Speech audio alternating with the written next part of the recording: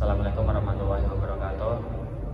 Perkenalkan, kami dari kelompok 7 yang beranggotakan saya, Masuk Hidayat, kemudian Abdul Aziz, Muhammad Ibn Basar, dan Muhammad Ibn Salim akan mempresentasikan hasil daripada diskusi kami dan tugas dari sejarah Indonesia tentang kemerdekaan Indonesia.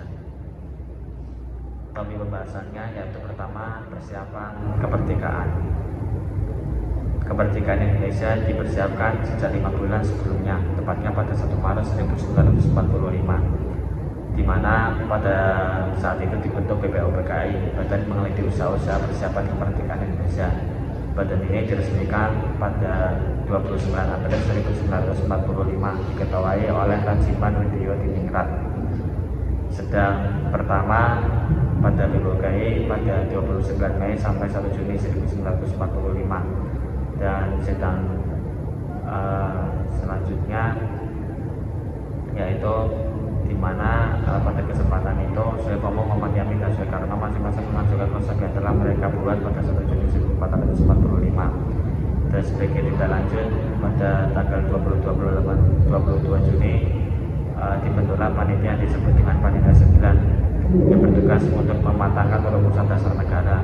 Panitia ini menghasilkan Piagam Jakarta. Kemudian pada 7 Agustus 1945 BPUPKI dibubarkan oleh Jepang karena dianggap telah menyelesaikan tugasnya.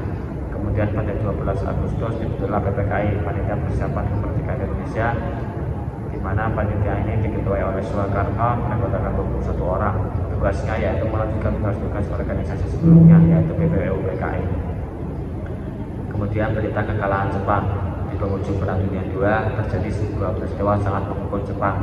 Salah satunya adalah peristiwa pengeboman kota Hiroshima dan Nagasaki pada tanggal 6 dan 9 Agustus, di mana pada peristiwa ini Jepang mengarahkan masyarakat kepada Sekutu pada tanggal 15 Agustus 1945, dan berita ini didengar dan cepat oleh tokoh-tokoh muda Indonesia.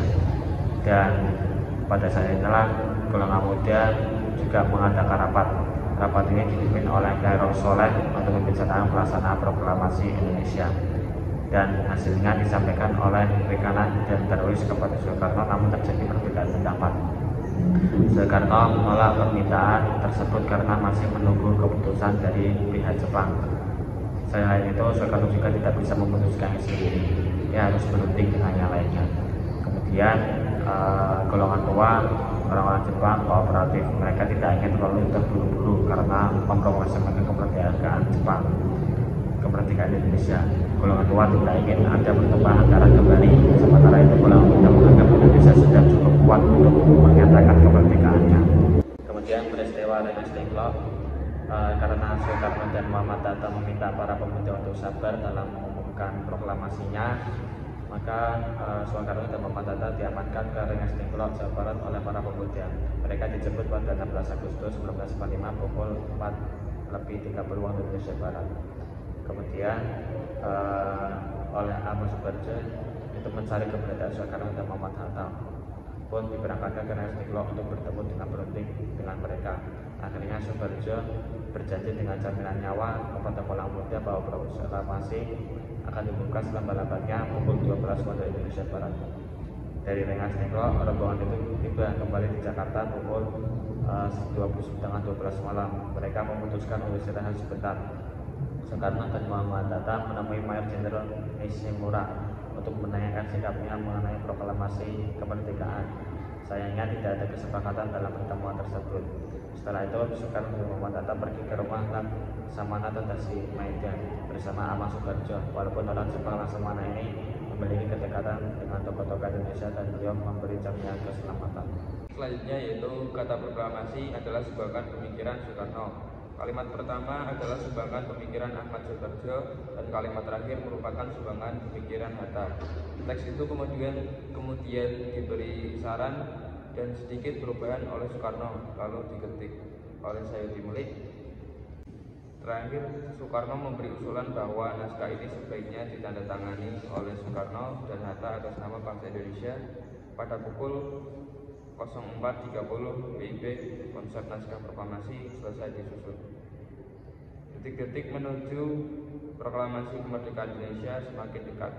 Proklamasi akan dibacakan pada pukul 10.00 WIB di Rumah Soekarno.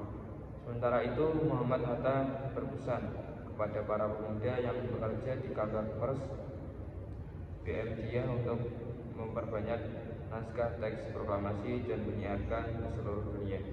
Pagi harinya, Rumah Soekarno sudah dipadati oleh banyak orang. Sudanjo Latif Hendraningrat menugaskan anak buahnya untuk berjaga-jaga di sekitar Rumah Soekarno.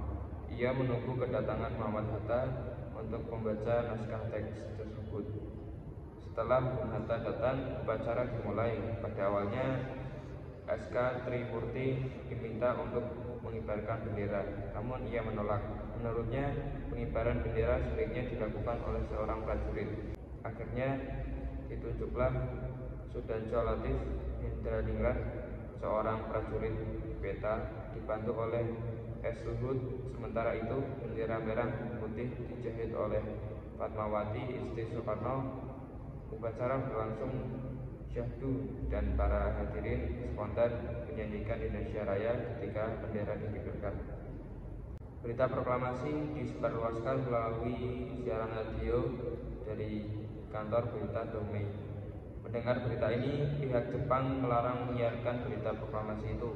Kemudian pada tanggal 20 Agustus 1945, alat pemancar di Domei diputus dan disegel, sehingga pegawainya dilarang masuk. Tanpa kehilangan akal, para pemuda kemudian membuat alat pemancar baru yang mereka ambil dari alat pemancar dari kantor berita Domei. Alat pemancar ini dibawa ke Menteng dan berita tersebut segera disiarkan ke seluruh Indonesia. Selain dari radio, penyebaran berita proklamasi dilakukan lewat pers dan surat selembaran.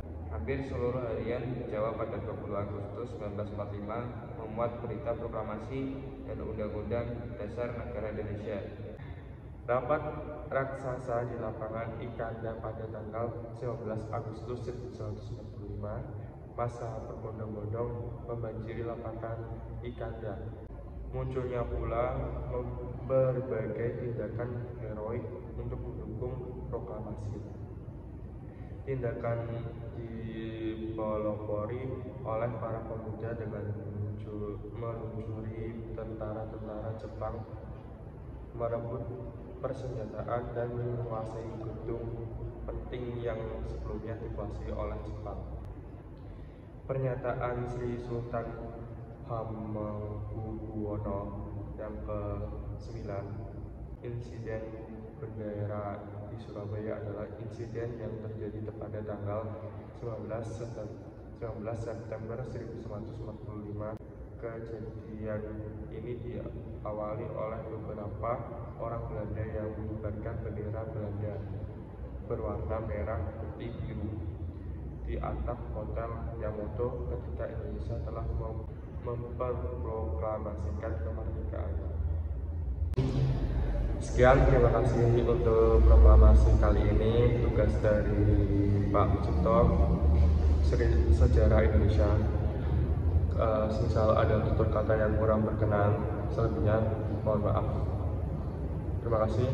Wassalamualaikum warahmatullahi wabarakatuh.